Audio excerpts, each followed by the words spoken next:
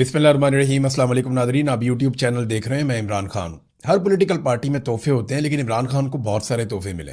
ये शेर अफजल मरवत वैसे तो इमरान खान ने पार्टी से निकाल दिया, और उन्हें पार्टी के नौजवान या पॉलिटिकल पार्टी ये लोग कहते भी रहते हैं कि आप इस्तीफ़ा दें अपनी कौमी असम्बली की सीट से। लेकिन शेर अफजल मरवत जो है वो बज़िद रहता है कि जब तक मुझे इमरान खान नहीं कहेगा खुद बुलाकर, मैं तब तक कौमी असम्बली की सीट से इस्तीफ़ा नहीं दूंगा। देखिए, अपने इस्तीफ़े के लिए शेर अफजल मरवत को इमरान खान चाहिए कि जनाब इमरान खान मुझे बुलाकर कहे तो मैं उसके फैसले के मुताबिक रिजाइन कर दूंगा। लेकिन एक बड़ा मजेदार केस सामने आया। ये बहुत सारे जर्नलिस्ट हैं, उन्होंने रिपोर्ट किया। मैं सुहेल रशीद साहब बड़े अच्छे दोस्त हैं, बड़े अच्छे जर्नलिस्ट हैं, और उनकी तहरीर से आपको मैं रिपोर्ट कर देता हूं। साथ ये सबूत भी लगे हुए हैं। ये अंग्रेजी के अंदर उन्होंने पटिशन दायर की हुई है आईनी अदालत के अंदर, और शेर अफजल मरवत साहब ये चाहते हैं कि सुहेल आफरीदी ओहदे से हट जाएं और अली अमीन गंडापुर दोबारा वजीर आला खैबर पख्तूनख्वा बन जाए। जब अली अमीन गंडापुर नए नए वजीर आला खैबर पख्तूनख्वा बने थे, उस वक्त वो शेर अफजल मरवत साहब से काफी नफरत करते थे, उनके बहुत खिलाफ बोलते थे। वो लोगों को ये बताते थे कि शेर अफजल मरवत कितना करप्ट है, वो बंदे लेकर आता है, वो मादनियात के काम करना चाहता है, वो पार्टियां घेरता है, उनसे पैसे लेता है, उसने पाकिस्तान के बाहर भी पैसे लिए। इस किस्म की बातें अली अमीन गंडापुर साहब लोगों से करते थे। ये एक वक्त वो भी था। लेकिन फिर हमने देखा कि बड़ी शानदार दोस्ती हो जाती है दोनों के बीच में, और दोनों के बीच में से हवा भी नहीं गुजरती। फिर दोनों एक दूसरे की तारीफें करते हैं, जलसों के अंदर एक दूसरे के साथ जफियां डालते हैं, और बड़ी कुर्बतें बढ़ जाती हैं। एक दूसरे को बहुत सपोर्ट करते हैं दोनों एक खास वक्त के बाद। फिर शेर अफजल मरवत साहब जो है वो खैबर पख्तूनख्वा हुकूमत में उनका तोती बोलता था, जैसे चाहते थे वैसे वो चीजें करते थे। तो अब वो दौर सुनहरा चला गया। अली अमीन गंडापुर साहब को इमरान खान साहब ने जेल से बैठकर हटा दिया, और एक और आदमी सुहेल आफरीदी, उसे इमरान खान ले आया कि जनाब इसको वजीर आला खैबर पख्तूनख्वा बना दें। अब ये इमरान खान की मर्जी है, वो अली अमीन गंडापुर को बनाए या सुहेल आफरीदी को बनाए। दोनों इमरान खान की पार्टी के लोग हैं। लेकिन शेर अफजल मरवत साहब जो बार बार ये कहते हैं कि मैं कौमी असम्बली की सीट तब छोड़ूंगा जब मुझे इमरान खान साहब बुलाकर खुद कहेंगे। अब उन्होंने जो पटिशन दायर किया उसमें बड़ा मजेदार उन्होंने मौकिफ ले लिया। वो ये कहते हैं अदालत को कि ये सारा कुछ ही गलत हो गया, आप हटाएं सुहेल आफरीदी को और उसकी जगह पर लेकर आए अली अमीन गंडापुर को, ताकि वो कंटिन्यू करे वजीर आला के तौर पे। अब ये बात कोई अली अमीन गंडापुर ने खुद नहीं कही, लेकिन शेर अफजल मरवत ने ये पटिशन डाली है। तो अली अमीन गंडापुर और शेर अफजल मरवत की दोस्ती तो सबको पता है। अब मरवत साहब ने जो एक वजह बताई वो बड़ी मजेदार है। मरवत साहब अदालत को बताते हैं, यानी अपनी जो आईनी पटिशन है, अपनी दरखास्त है उनकी, उसके अंदर वो ये कहते हैं कि शेर अफजल मरवत ने कहा कि इमरान खान को अपनी दरखास्त में सजा याफ्ता नाअहल शख्स लिखते हुए कहा कि उसके दबाव पर लिए गए इस्तीफे की कोई आईनी और कानूनी हैसियत नहीं है।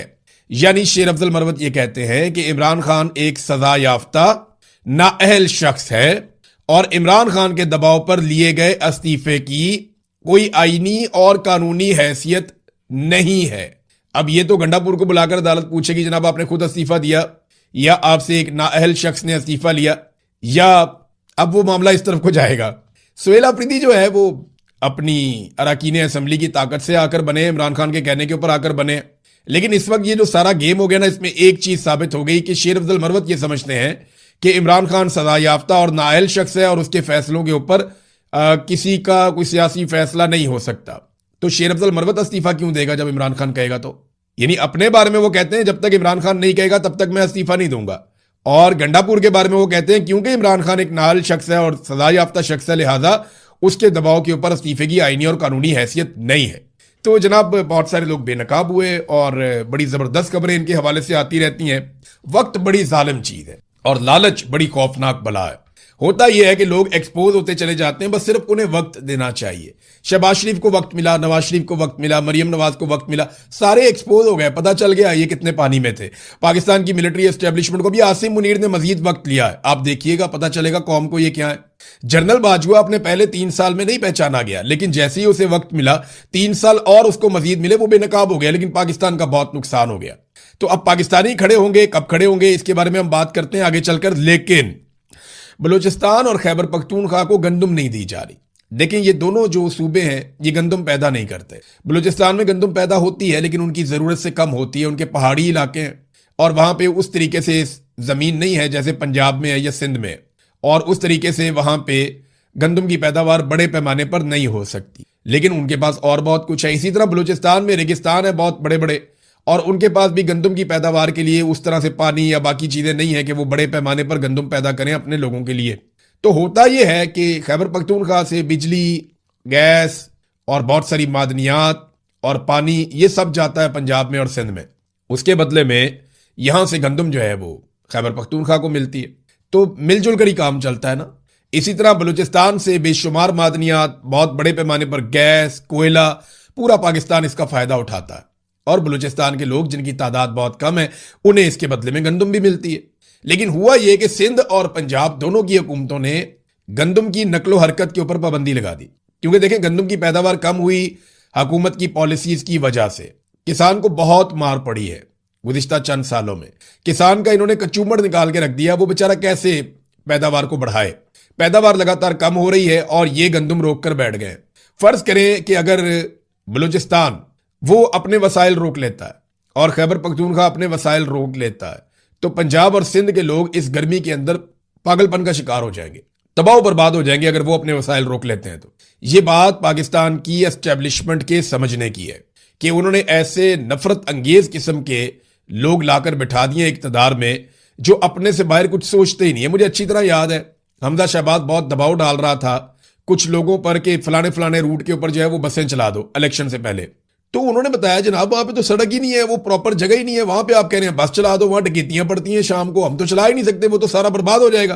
तो हमजा शहबाज ने ये कहा था उन्हें कि यार 10 दिन के लिए चला दो, 15 दिन के लिए, सिर्फ इलेक्शन वाले दिन तक चला दो, उसके बाद बेशक बंद कर देना। तो ये अपना हर फैसला अपने जाती और सियासी मफाद के अंदर करते हैं, उससे बाहर निकल कर नहीं करते। अब इन्होंने जो नालायकी दिखाई, उसके बाद गंदम की पैदावार में कमी हुई, और उस पैदावार में कमी के बाद या तो पूरा पाकिस्तान उसका बोझ उठाए, तो इन्होंने सारा बोझ डाल दिया उन सूबों पर जो पानी भी देते हैं, बिजली भी देते हैं, गैस भी देते हैं, मादनियात भी देते हैं और बेशुमार और फैसिलिटीज देते हैं। ये नाजरीन पाकिस्तान के अंदर इस सोच के साथ तो मुल्क और वफाक आगे नहीं बढ़ता जो यहां किया जा रहा है। नाजरीन, एक चीज मैं आपके सामने रखना चाहता हूं और ये बार बार सामने आती है। नून लीग वो वाहिद पॉलिटिकल पार्टी है पाकिस्तान में जिसकी पॉलिसी में गालम गलोच है। यानी नून लीग में आप देखें, जो आदमी जितना बदजबान और बदतमीज होगा उसको उतना अच्छा ओहदा मिलता है, वो उतने अच्छे मुकाम पर पहुंच जाता है। जो आदमी जैसी बेशर्मी कर सकता है उतना ज्यादा उसको इख्तियार मिलता है। बाकी जमातों में लोग हैं, तमाम पॉलिटिकल पार्टीज में हैं जो इखलाक से गिरी हुई बात करते हैं, जाती जिंदगी के ऊपर कीचड़ उछालते हैं, सोशल मीडिया पे भी हैं, वैसे भी हैं, लेकिन पॉलिटिकल पार्टीज उनको ओन नहीं करती। यानी पीटीआई के बहुत सारे ऐसे सपोर्टर्स हैं जो ऐसी बात करते हैं जो इखलाकी नुक्ता नजर से गलत है। इसी तरह पीएमएलएन के भी हैं, पीपल्स पार्टी के भी हैं, जमात इस्लामी के, हर जगह पे हैं। लेकिन जहां जहां पे ऐसे सपोर्टर्स हैं, तरीके लब्बैक वालों के भी हैं, सबके हैं। लेकिन मजे की बात यह है कि नून लीग के अलावा कोई और पॉलिटिकल पार्टी ऐसे घटिया और जूमानी और बदतरीन जुमले कसने वाले और जाती जिंदगियों में घुसने वाले लोगों को कोई सपोर्ट नहीं करता, कोई उन्हें ओन नहीं करता। नून लीग ओन करती है। यानी जितनी गंदी और गलीज गाली देने वाला अकाउंट होगा ना, उसके फॉलोअर की लिस्ट में जाएंगे तो आपको नून लीग की क़यादत मिलेगी, खास तौर पे मरियम नवाज। वो एक बहुत ही घटिया और गलीज गालियां देने वाला आदमी आता है, ये नून लीग की क़यादत उसका इस्तकबाल करती है, उसको प्रोटोकॉल देती है। अभी एक और घटिया गालियां देने वाला आदमी आता है तो उसके लिए तकारीब मुनक्कद की जाती है। यानी आपको इमरान खान किसी एक ऐसे आदमी को फॉलो करता हुआ नजर नहीं आएगा। इवन पाकिस्तान तहरीक इंसाफ की लीडरशिप भी आपको ऐसे लोगों को फॉलो करती हुई नजर नहीं आएगी जो गालम गलोच करते हैं। लेकिन जब आप देखेंगे दूसरी तरफ पीएमएलएन को, तो ये सब लोग पॉलिसी के तहत उन अकाउंट्स को, उन लोगों को फॉलो करते हैं जो गंदी गालियां देते हैं। देखिए, जुल्फिकार जी भुट्टो या इमरान खान, उन्होंने नौजवानों को सवाल करना सिखाया। उन्होंने नौजवानों को बताया कि जनाब आप सवाल करें, आप इनसे जवाब मांगें, आप आर्गूमेंट करें। इसी आर्गूमेंट को पाकिस्तान की पॉलिटिकल एलीट, जिसमें पीपल्स पार्टी भी आज शामिल है, पीएमएलएन है, बाकी पॉलिटिकल पार्टीज हैं, या पाकिस्तान की एस्टेब्लिशमेंट सबसे मेन इसका करैक्टर है, ये सारे ये समझते हैं कि नौजवान जब सवाल करता है तो वो बदतमीजी है, ये हमसे सवाल कैसे कर सकता है। इंडिया में नौजवान सवाल उठा रहे हैं। आपको मैं इंडिया में बड़ी मजेदार आपको मैं किस्सा बताता हूं। इंडिया के जो चीफ जस्टिस है सूर्यकांत, उन्होंने 15 मई को, यानी अब से एक हफ्ता पहले, उन्होंने अदालत में एक प्रोसीडिंग चल रही थी, उसके दौरान उन्होंने कुछ रिमार्क्स दे दिए। वो रिमार्क्स क्या है मैं आपको बताता हूं। There are youngsters like cockroaches, कि यहां कुछ ऐसे नौजवान हैं जो कॉकरोच की तरह हैं। ये कॉकरोच आप जानते हैं ना, वो लाल बेग जिसे कहते हैं, ये उसके बारे में उन्होंने कहा यहां पे कुछ ऐसे नौजवान हैं जो कॉकरोच की तरह है और उन्हें नौकरियां नहीं मिलती या उन्हें कोई जगह नहीं मिलती, किसी प्रोफेशन के अंदर, तो उनमें से कुछ जो है वो मीडिया में चले जाते हैं, कुछ जो है वो सोशल मीडिया पे चले जाते हैं, कुछ जो है वो राइट टू इंफॉर्मेशन के एक्टिविस्ट बन जाते हैं या दीगर चीजों में एक्टिविस्ट बन जाते हैं और सबके ऊपर हमले करना शुरू कर देते हैं। यानी नौजवानों को, पढ़े लिखे नौजवानों को काकरोच कहकर मुखातिब किया चीफ जस्टिस ने। तो रद्देअमल के तौर पर, इस ताने के रद्देअमल के तौर पर वहां इंडिया के नौजवानों ने काकरोच पार्टी अनाउंस कर दी और नाम रखा पार्टी का कॉकरोच जनता पार्टी। अब तक लगभग उसके साथ बहुत बड़ी तादाद में लोग जुड़ चुके हैं और जो डाटा सामने आ रहा है आप हैरान हो जाएंगे। इसी ताने को हथियार बनाते हुए इंडियन नौजवानों ने 10 मिलियन से ज्यादा फॉलोअर इकट्ठे कर दिए हैं। लगभग 1 करोड़ लोग उन्होंने अपने साथ जोड़ लिए हैं। ये एक नौजवान है अभिजीत दीपक, ये 30 साल इसकी उम्र है। इसने इसको शुरू कर दिया फौरी तौर पे और नौजवानों को कॉकरोच कहा कि वो कुछ कर नहीं पाते, तो उसके बाद कॉकरोचों ने भारत पे हमला कर दिया। अब नौजवान डिस्कशन कर रहे हैं कि जनाब पिछले 10-12 साल में हमें क्या मिला। वो ये कह रहे हैं कि इंडिया की पॉलिसीज गलत हैं, नौजवानों को नौकरियां और बेहतर मुस्तकबिल नहीं मिल रहा, दुनिया नौजवानों को इस्तेमाल कर रही है और इंडिया नौजवानों को स्पॉइल कर रहा है। तो नौजवान बड़े जबरदस्त तरीके से इंडिया में भी खड़े हुए। इससे पहले बांग्लादेश में हमने देखा, नेपाल में हमने देखा कि जुल्म और ज्यादती के खिलाफ नौजवान खड़े होते हैं। पाकिस्तानी नौजवानों को भी एक दिन खड़ा होना पड़ेगा। हकायक उनके सामने अब कुछ भी ढका छुपा नहीं है।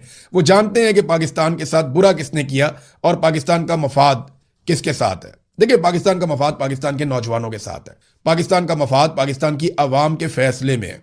मिलिट्री एस्टेब्लिशमेंट बंद कमरों में जो करती रही है या जो कर रही है, इसके साथ पाकिस्तान का मफाद नहीं है। पाकिस्तान लगातार नीचे गया पाकिस्तान की मिलिट्री एस्टेब्लिशमेंट के घटिया फैसलों की वजह से।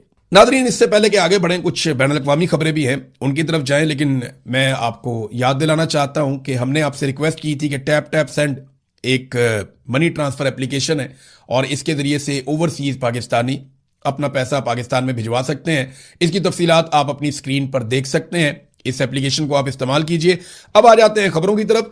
नादरीन, सबसे पहले तो बाजोड़ के अंदर एक ड्रोन गिरा और उसमें एक बच्चा जो स्कूल जा रहा था, एक मासूम बच्चा, वो शहीद हो गया। कुछ बच्चे जख्मी भी हो गए।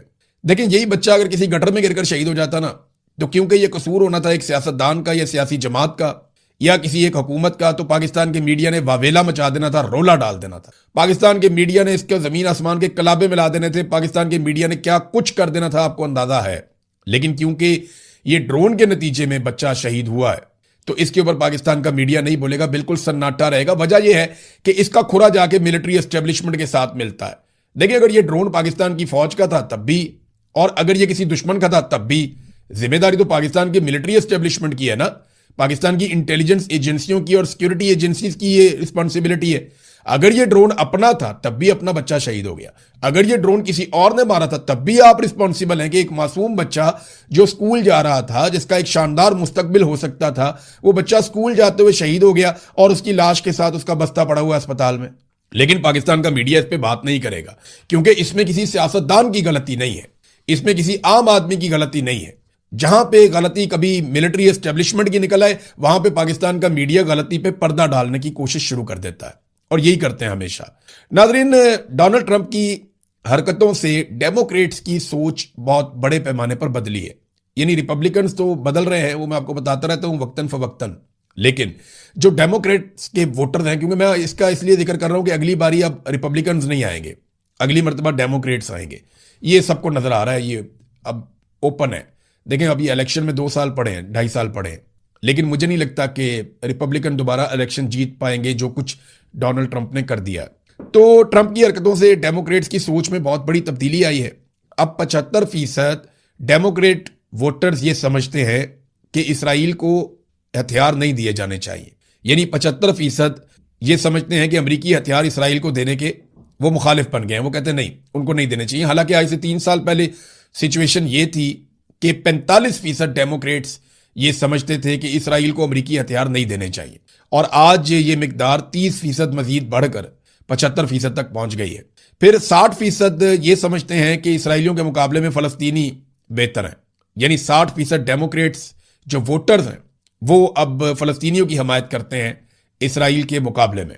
तो ये बहुत बड़ी तब्दीली है जो अमेरिका में आ रही है और डोनाल्ड ट्रंप के इकदाम की वजह से आ रही है।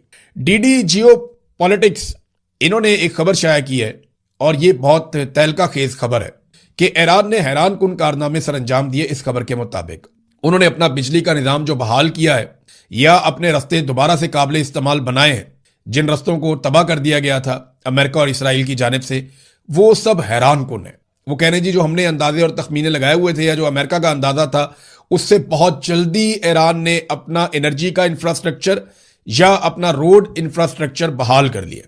वो बहुत तेजी से बहाली के काम की तरफ बढ़ रहा है। और सबसे खौफनाक बात जो उन्होंने बताई वो ये है कि ईरान ने अपने हथियारों को ना सिर्फ महफूज किया बल्कि प्रोडक्शन भी दोबारा शुरू कर दी है। और यह भी बताया गया कि अगर ईरान को जंगबंदी के दिन से लेकर अगले 6 महीने तक का वक्त मिल गया तो वो हथियारों के मैदान में अपनी पहले जैसी हालत में वापस पहुंच जाएगा, जबकि अमेरिका और इसराइल को वो हथियार वापस पाने में जो उन्होंने इस्तेमाल कर दिए हैं 3 साल तक का वक्त लग सकता है। नाज़रीन, अब जंगबंदी की कोशिशें की जा रही हैं और ये ऐसा लगता है कि हतमी कोशिशें हैं। आसिम मुनीर अब ईरान में जा रहे हैं कि कुछ करके ईरान को मनाया जाए, मगर मसला जो है मेन वो वही यूरेनियम का है।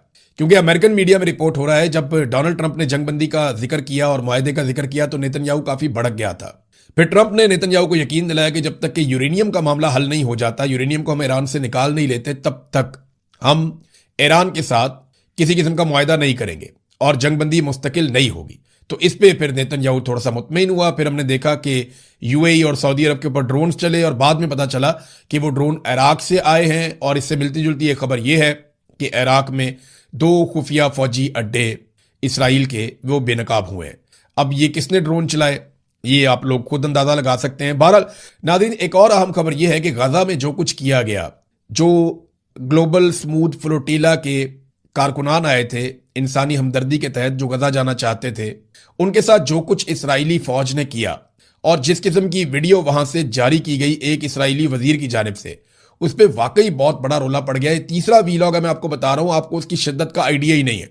पूरे यूरोप के अंदर और जिन ममालिक से ये कारकुनान गए थे वहां पे शोर मचा हुआ है। अब ये कारकुनान जब वापस पहुंचेंगे अपने अपने ममालिक में तो ये कहानियां बताएंगे कि उनके साथ किस किस्म की बदसलूकी की गई है। और वो वीडियो जो जारी की गई इसराइली वजीर की जानिब से, उसने तहलका मचा दिया है। इसराइल जो है वो बैकफुट पे चला गया है और ट्रंप पीस काउंसिल के जो सरबराह हैं निकोले मेलाडिनोफ, उन्होंने जेर हिरासत फ्लोटीला कारकुनान के पास अतमार बिन गफीर, ये वो वजीर है जिसने सारी हरकत की है, उसके दौरे की मजम्मत की है और उन्होंने उसे नाकाबिले कबूल और शर्मनाक करार दिया है।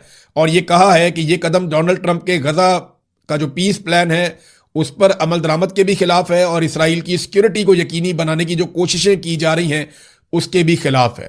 और ये जो वीडियो जारी की गई, देखें एक चीज आप ध्यान में रखें कि इसराइली डिफेंस फोर्सेस ने पहले एक फुटेज जारी करने का प्लान बनाया था, लेकिन फिर उन्होंने कहा जी कि हम ये फुटेज जारी नहीं करेंगे। वो फुटेज बहुत प्रोफेशनल फुटेज थी जो पहले जारी की जा रही थी, लेकिन वजारत खारजा ने कहा जो इसराइल की है कि ये फुटेज जारी ना करें, इससे प्रॉब्लम होगा।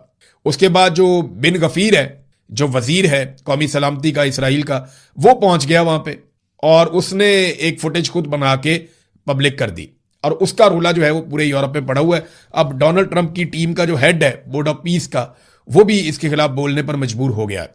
नाज़रीन, जो दुनिया की बड़ी बड़ी शिपिंग कंपनीज हैं उनको बहुत ज्यादा नुकसान हो रहा है। देखिए खलीजी ममालिक का तो बहुत बड़ा माली नुकसान हो रहा है।